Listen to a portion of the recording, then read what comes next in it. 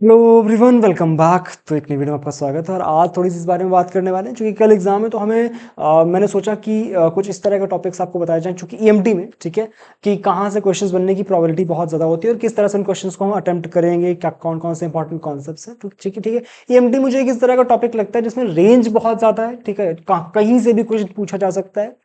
तो थोड़ा सा आपको वैरायटी पता होनी चाहिए कि कैसे क्वेश्चन आप सोच सकते हो, कैसे क्वेश्चन वहां पर आ सकते हैं और कैसे उनको अटेम्प्ट करना है। ठीक है, तो कुछ छोटी छोटी चीजों से हम शुरुआत करते हैं जो बहुत मेन जरूरी टॉपिक्स हैं यहाँ पर। वो जैसे आप समझते हैं कि जब इलेक्ट्रिक फील्ड में कैलकुलेट करना, तो इलेक्ट्रिक फील्ड में किस तरह से कैलकुलेट करते हैं, is equal to k q by r square, is equal to k q by r square. हम जानते हैं फोर्स हम कैसे लिखते हैं, f is equal to k q and q two by r square. तो ये इस तरह के क्वेश्चन होंगे जो हमें डायरेक्टली दिखेगा कि हाँ ये हमसे हो जाएगा। ठीक है, बट कुछ इस तरह के क्वेश्चन होंगे जो हमें सोचना पड़ेगा कि एग्जैक्टली करना क्या है। ठीक है, जैसे आपको ना कुछ चीजें डायरेक्टली याद भी रखनी है। जैसे हम स्फीयर्स की बातें करते हैं, ठीक है, हम स्फीयर्स की जब बात करते हैं, स्फीयर्स में, ठीक है, स्फीयर्स में जैसे हमारे पास दो टाइप के स्फीयर्स होते हैं। जनरल डिस्ट्रीब्यूशन दो तरीके का होता है, एक जहां पे चार्ज ऑन सरफेस होता है, एक जहां चार्ज ऑन वॉल्यूम होता है। एक में जो हमारा चार्ज ऑन सरफेस होता है और दूसरा जहां पर चार्ज इन वॉल्यूम होता है, चार्ज इन वॉल्यूम होता है। ठीक है, तो ये कहां पे समझना पड़ेगा, सरफेस पे कब चार्ज होगा, जब हमारे पास कंडक्टिंग स्फीयर होगा। याद रखना इन चीजों को, ठीक है, क्योंकि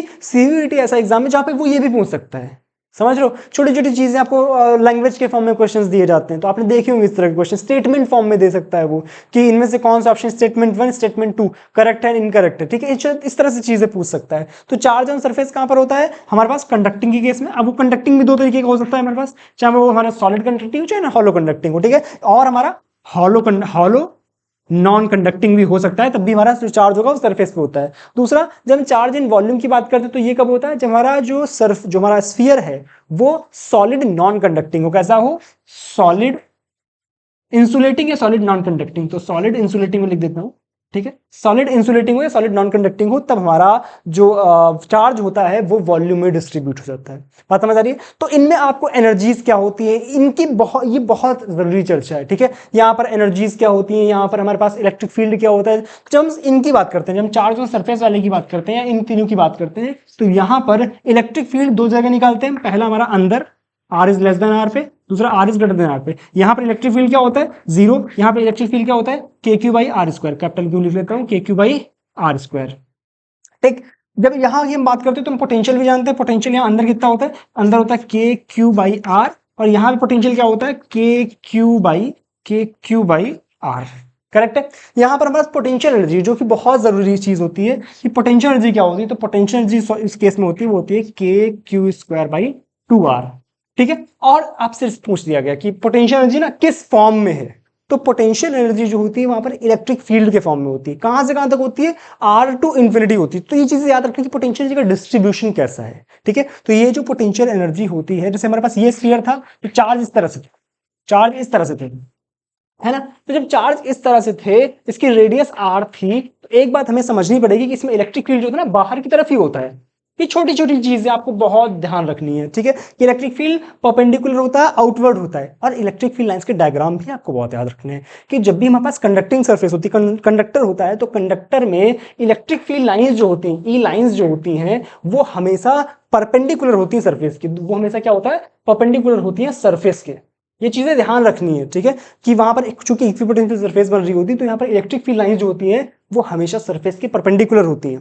बात समझ आ रही है। इसका मतलब है यहाँ पर इलेक्ट्रिक फील्ड लाइन जो कि सरफेस के परपेंडिकुलर हम ड्रॉ करेंगे। अच्छा, दूसरी चीज, कहां से कहां तक, आर से इन्फिनिटी तक। कहां से, आर से लेके इन्फिनिटी तक, आर से लेके इन्फिनिटी तक। तो पोटेंशियल जो के क्यू स्क्वायर बाई 2r है ना, वो कहां से कहां तक है, आर से लेकर के इन्फिनिटी तक, आर से लेकर के इन्फिनिटी तक। दिख रहा है आपको क्लियर, जैसे सेकंड, हाँ जी, ठीक है। तो दूसरी चीज क्या है, जब चार्ज इन वॉल्यूम की बात कर रहे होते हैं, जब भी हम चार्ज इन वॉल्यूम की बात कर रहे होते हैं, तो वहां पर क्या होता है, हमारे पास जो इलेक्ट्रिक फील्ड होता है, पोटेंशियल, मैंने आपको सारे फॉर्मूले वाइज हर तरीके से मैंने आपको समझाया हुआ है, बट चीजें हमें याद कर रखनी। जब हम चार्ज ऑन वॉल्यूम की बात कर रहे होते हैं, तो चार्ज पूरे वॉल्यूम में, यहाँ पर चार्ज पूरे वॉल्यूम में, तो यहां पर जो पोटेंशियल जी होती है किस तरह से होती है, you is equal to k Q या 3/5 के क्यू स्क्वायर बाई आर। क्या होता है, 3/5 के क्यू स्क्वायर बाई आर, 3/5 के क्यू स्क्वायर बाई आर। तो ये जो होती है ना 3/5 के क्यू स्क्वायर बाई आर, ये अंदर भी होती है और बाहर भी होती है, ये अंदर भी होती है और बाहर भी होती है। अंदर कितनी होती है, बाहर वाली कितनी थी, जैसे बाहर इसमें क्या था KQ² / 2R, तो बाहर सेम ही रहेगी, बाहर यही रहेगी, लेकिन अंदर कितनी होगी, तो उस वाले से ये वाला घटा दो, तो 3/5 से आप 1/2 घटाओगे कितना आ जाएगा 1/10, तो हाफ सॉरी 1/10 KQ² / R।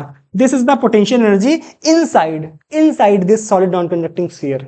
बात समझ आ रही है। इलेक्ट्रिक यहाँ पर ग्राफ वगैरह का भी ध्यान रखना है। यहाँ पर ग्राफ कैसा होता है इलेक्ट्रिक फील्ड का, यहाँ पर जो इलेक्ट्रिक फील्ड का ग्राफ होता है 0 से जाता है ऐसे मुड़ जाता है, ठीक है। पोटेंशियल ग्राफ वगैरह बहुत जरूरी है। तो पोटेंशियल का ग्राफ कैसा होता है, पोटेंशियल का यहाँ पर जो ग्राफ होता है वो इस तरह का होता है, इधर बनाता हूँ। पोटेंशियल का ग्राफ कैसा होता है हमारे पास, इधर पोटेंशियल, इधर हमारे पास R, यहाँ पर R = R डालेंगे तो पहले कांस्टेंट होता है, फिर 1/R के साथ में घटता है, ठीक है। इलेक्ट्रिक फील्ड ऐसे ज्यादा है, फिर सडनली घटता है। इलेक्ट्रिक फील्ड इसमें क्या होता है, इलेक्ट्रिक फील्ड का इसमें ग्राफ क्या आता है, इलेक्ट्रिक फील्ड जो इसमें ग्राफ आता है कुछ इस तरह से आता है, ठीक है। पहले बढ़ता है फिर घटता है, इस तरह से इलेक्ट्रिक फील्ड होता है, यहाँ पर R होता है, ठीक है। यहाँ पे R = R डालते हैं। पोटेंशियल का ग्राफ क्या आता है, इसमें पोटेंशियल का जो ग्राफ आता है वो कुछ इस तरह से, तो पहले ये माइनस समथिंग A² - R² के टाइप में घटता है, फिर यहाँ से 1/R के साथ में घटता है, तो यहाँ पर पोटेंशियल का ये ग्राफ आता है, पोटेंशियल का ये ग्राफ आता है। तो ये चीजें बहुत जरूरी जो हमें याद रखनी है in the case of in the case of spheres ये चीजें याद रखनी है। दूसरा बहुत जरूरी चीज है मैक्सवेल्स इक्वेशन, आप इसमें याद रखना। मैक्सवेल्स इक्वेशन को ढंग से फॉर्म याद रखना कि कहाँ पर डेल क्रॉस ई क्या होता है, डेल क्रॉस बी क्या होता है,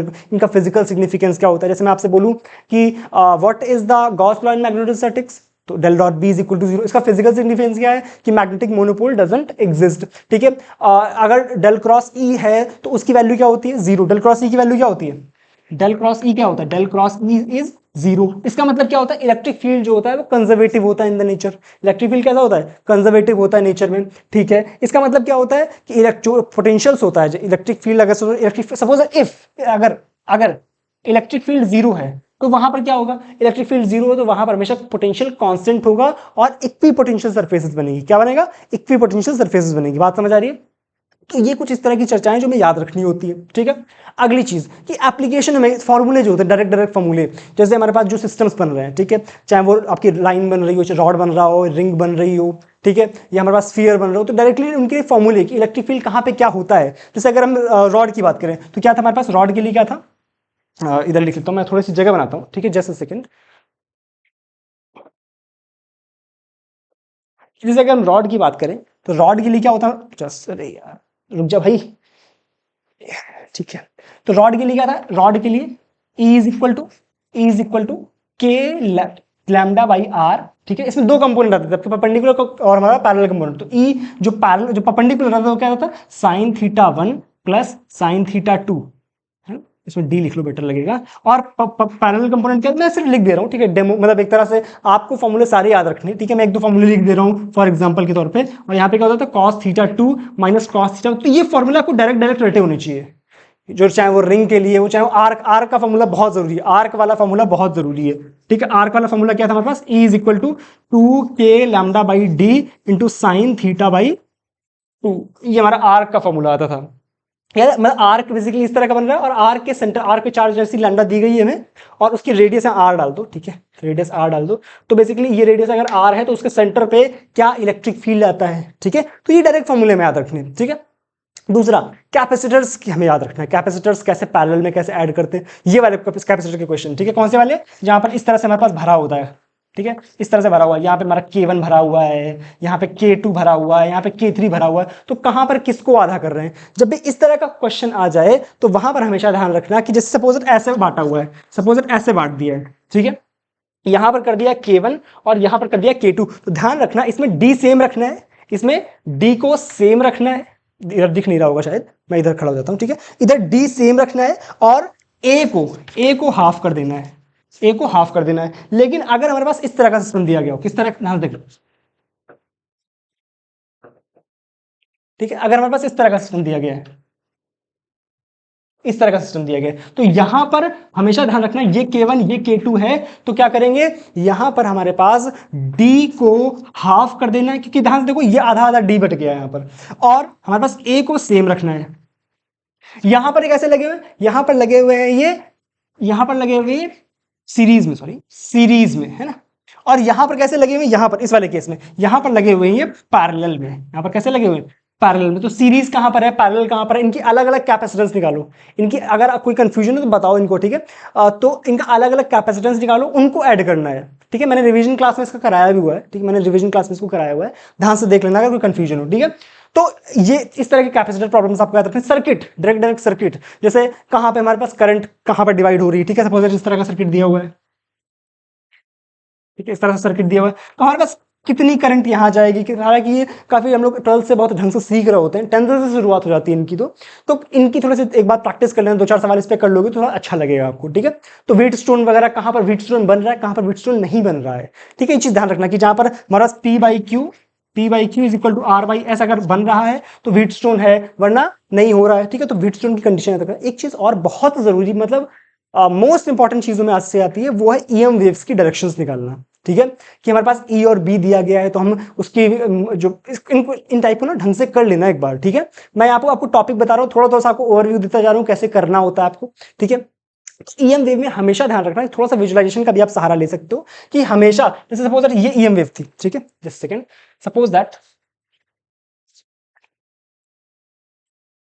ठीक है, ये ईएम वेव थी हमारे पास, ये हमारा, और एक चीज हमेशा ध्यान रखना इसमें ना, एक चीज हमेशा ध्यान रखना कि एक्स वाई जेड सिस्टम ऐसा बनाना है कि एक्स क्रॉस वाई करने पर जेड आ जाए। हमेशा एक्स की तरफ हाथ रख के वाई की तरफ घुमाओ तो जेड मिलना चाहिए, एक्स की तरफ हाथ रख के वाई की तरफ घुमाओ तो ऐसे हमेशा राइट हैंड यूज करना है, ऐसे एक्स की तरफ रखो वाई की तरफ घुमाओ जेड मिलना चाहिए। अगर ये कंडीशन सेटिस्फाई हो रही है तभी आप इस सिस्टम को यूज करोगे, समझ आ रहा है। तो मान लो इलेक्ट्रिक फील्ड है जेड डायरेक्शन में, इलेक्ट्रिक फील्ड का है जेड डायरेक्शन में, ये क्या है इलेक्ट्रिक फील्ड है, ठीक है, और वेव जा रही है इधर वाई डायरेक्शन में, वेव कहां जा रही है वाई डायरेक्शन, तो हमें चाहिए मैग्नेटिक फील्ड किधर होगा। तो हमेशा ध्यान रखना ई क्रॉस बी जो होगा, ई क्रॉस बी जो होगा वो हमेशा वेव प्रोपगेशन की डायरेक्शन देगा। के क्या वेव प्रोपगेशन है, के आपका वेव प्रोपगेशन है, ठीक है, के वेक्टर है, ठीक है। ई क्रॉस बी हमेशा के वेक्टर की डायरेक्शन देगा। आप इसको ऐसे भी सोच सकते हो कि जैसे आई जे के होता है, जैसे आई जे के होता है, वैसे ही आप याद रखोगे कि जैसे आई क्रॉस जे करोगे तो क्या आएगा, के आएगा। तो इसको आप ऐसे बनाते हो, जैसे आई जे के, तो इसको भी ऐसे रख सकते हो, ई बी के, तो आपको ई क्रॉस बी करोगे तो के मिलेगा, बी क्रॉस के करो, बी को मतलब किधर होगा, बी, ई क्रॉस बी करना तो बी इधर होगा हमारे पास, बी ऐसे होगा, बी ऐसे होगा, ठीक है। तो बी क्रॉस के करो, बी किधर है, इधर है, बी क्रॉस के करो, बी सामने किधर है भाई, बी इधर है ना, बी इधर है, बी क्रॉस के किधर है, वाई डायरेक्शन, बी क्रॉस के करो, देखो क्या आ रहा है इलेक्ट्रिक फील्ड डायरेक्शन में। तो इसको ऐसा रखना है, ई और बी करोगे तो के आएगा, के और ई करोगे तो बी आएगा। तो आपको जो भी चीज दी गई, चाहे वो बी दिया गया हो उससे ई निकालना हो, ई दिया गया उससे बी निकालना हो, तो कैसे करते हैं ये चीज ध्यान रखना, ठीक है, बहुत जरूरी चीज है ये, ठीक है। ईएम में यहां से बहुत सारी चीजें पूछी जाती हैं, ठीक है। इसके अलावा जो हमारे पास जो ईएमएफ होता है, ठीक है, ईएमएफ किस तरह से कैलकुलेट करते हैं, कहां पर कितना ईएमएफ हो रहा होता है, फ्लक्स वगैरह, ठीक है। फ्लक्स क्या होता है हमारे पास, phi is equal to B dot A, है ना। तो फ्लक्स कैसे कैलकुलेट करते हैं, कितना ईएमएफ हो रहा है, तो इंड्यूस ईएमएफ की formula directly is equal to minus d phi by d t, है ना, एक ये वाला फॉर्मूला फाई भी होता है, ठीक है। तो क्या डायरेक्शन, और इसमें ना लेंज लॉ, बेसिकली आप डायरेक्शन किस तरह से कैलकुलेट कर रहे हो, आप डायरेक्शन कैसे निकाल रहे हो, ये चीज ध्यान रखना कि लेंज लॉ से डायरेक्शन क्या होती है, कि हमारे पास डायरेक्शन जो आती है वो हमेशा उस कॉज को अपोज करती है जहां से वो जनरेट हो रही होती है। तो डायरेक्शन किस तरह से निकालना होता है, ये चीज हमेशा ध्यान रखना, ठीक है।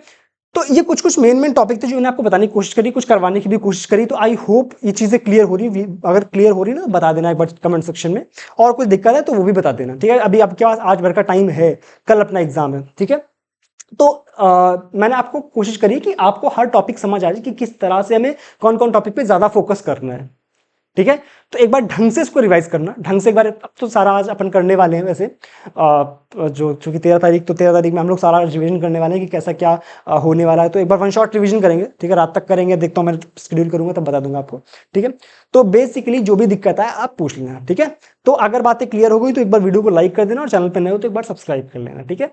और जो भी दिक्कत है उसको आप कमेंट सेक्शन में बोल देना, ठीक है। चलो, और दिक्कत हो टेलीग्राम ग्रुप का जो है वो लिंक डिस्क्रिप्शन में दिया हुआ है, एक बार ढंग से इसको पढ़ लेना, जो मैंने टॉपिक्स बोले वो एक बार ढंग से पढ़ लेना, ठीक है। चलो मिलेंगे हम नेक्स्ट वीडियो में, लाइव क्लास में मिलेंगे, तब तक के लिए thank you so much, bye bye.